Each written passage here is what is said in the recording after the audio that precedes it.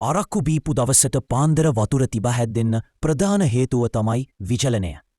Alcohol අපේ ශරීරයට ඩයරටික් එකක් විදියට ක්‍රියා කරනවා.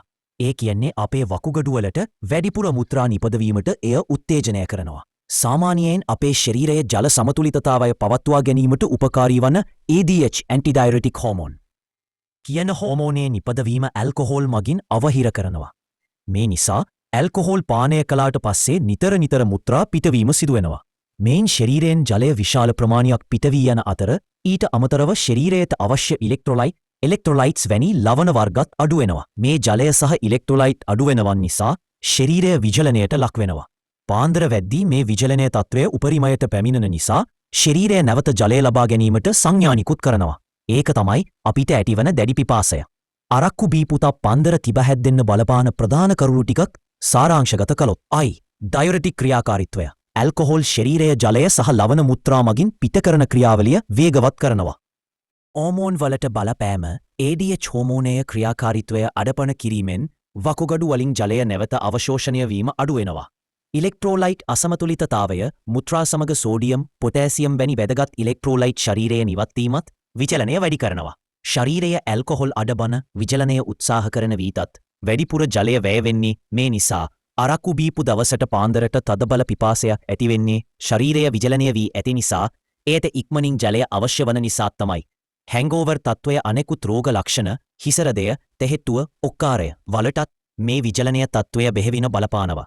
මේ විචලනය කියන එක හැංගෝවර් එකකදී ඇතිවෙන අනිත් අපහසුතාවයන්ටත් ලොකු බලපෑමක් කරනවා.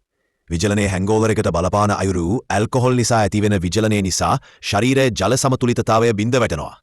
මේක හැංගෝවර් එකකදී අපිට දැනෙන ප්‍රධාන අපහසුතා කිහිපයකටම හේතුවක් හිසරදය. ශරීරයේ ජල මට්ටම අඩුවීම නිසා මොළය පටක හැකිලෙනවා. මේක මොළය පටලවලට පීඩනයක් ඇති කරන නිසා හිසරදය ඇතිවෙන පුළුවන්. තෙහෙට්ටුව සහ විඩාව. විචලනය නිසා ශරීරයේ ශක්ති මට්ටම අඩු වෙනවා. ඒ වගේම ඇල්කොහොල් නින්දට බාධා කරන නිසා තෙහෙට්ටුව වැඩි වෙන පුළුවන්. ඔක්කාරය සහ වමනය.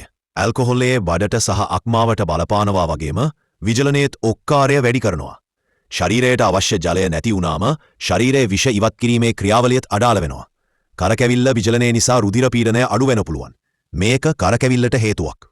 ශරීරයේ ජලය සහ ඉලෙක්ට්‍රෝලයිට් අඩුවීම මාංශපේශි කැක්කුමලට හේතු වෙන පුළුවන්. විචලනය අවම කරගන්නේ කොහොමද? ඇල්කොහොල් පානය කරන අවස්ථාවකදී විචලනය අවම කරගන්න පුළුවන් ක්‍රම කිහිපයක්.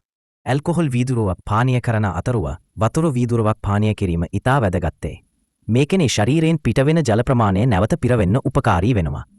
ඉක්මනින් මත්පැන් පානය කිරීමෙන් ශරීරයට එකවර විශාල ඇල්කොහොල් ප්‍රමාණයක් ඇතුල් වෙනවා. සෙමියන් පානය කිරීමෙන් ශරීරයට ඇල්කොහොල් ජීර්ණ කරන්න කාලය ලැබෙනවා.